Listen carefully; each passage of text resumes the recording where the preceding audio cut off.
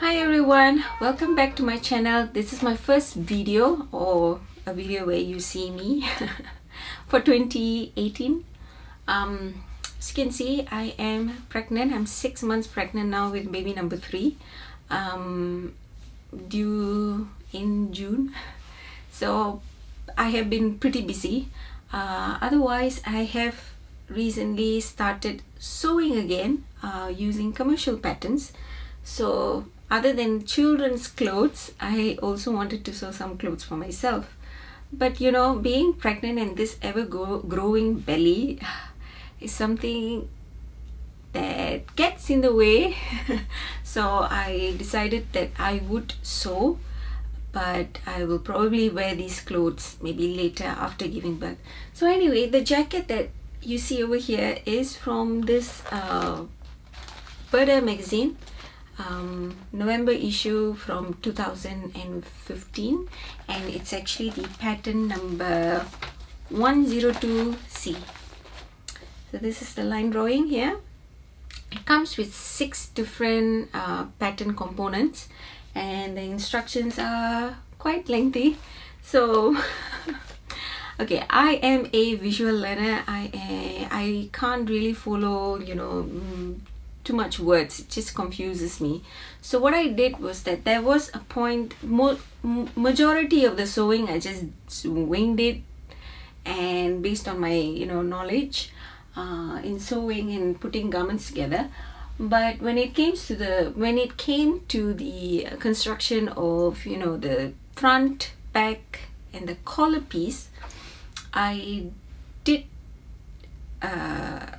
have a bit of issues. So I did watch another sewing YouTuber here. I think she's called Babyinfiniti. Very pretty lady, amazing clothes she sews. She actually shows processes and also shares how to do certain patterns, how to put them together. So I don't know Russian, not at all. So I just watched her how she pieced the collar piece together, and I managed to figure out how to put it together. Otherwise, this is a fairly simple pattern piece.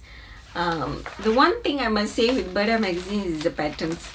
So the patterns comes like this. It has plenty of lines, so it took me almost 2 hours to figure out where the patterns were before I could completely trace them out and in another paper. So that's one thing that puts me off with the Burdastyle magazine patterns. Otherwise, I think in terms of fit and construction, in terms of how the patterns are drafted, they are really well drafted patterns. I like the European style of sizing, and also how patterns are constructed. I think they don't have so much of built-in ease as compared to the big 4 like McCall, Vogue, Butterick, because it's probably meant for a different demographic of customers. And so yeah, the alteration that I did, or pattern changes that I needed to do, was actually to just shorten the sleeve. I did not change the waist. Usually patterns, European style patterns, compared to my personal measurements, I have a shorter torso, so I need to actually do about 4 centimeters. I have to probably take off and then adjust the waist so that the shoulder, bust, and the waist and the hip kind of makes sense and work. But with this pattern, since it's a relaxed jacket, I did not do any of that, and I just left it. I really like the length. For me, it sits below my butt, my hip line.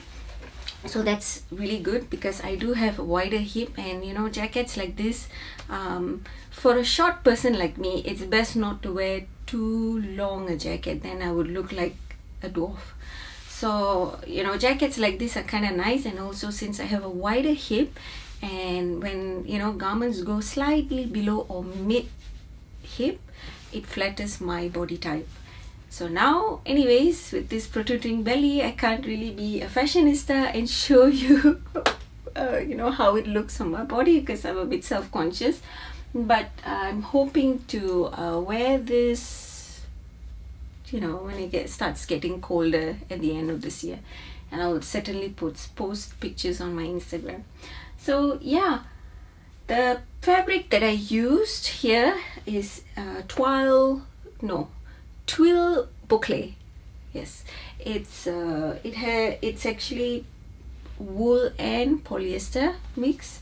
I've had this fabric in my stash since my school days, because you know, we did a lot of experimental pattern drafting where I wanted to have this, you know, stripes. You know, I really like this twill weave. So I had about, you know, 3.5 yards, and it was just nice for this pattern. So yeah, overall it's a fairly easy pattern to sew up. You don't need to line, even though the pattern calls for lining. You can do the unlined version. Just overlock, you know, the edges, or if you want to do some piping, that would be great too. And shoulder pads are not necessary. I personally don't like shoulder pads because I'm short. I have a broad shoulder, so it will look a little bit weird with shoulder pads. This is just my personal preference. Anyways, if you want to see a video of how this pattern can be put together, there's actually another YouTuber, Russian YouTuber here.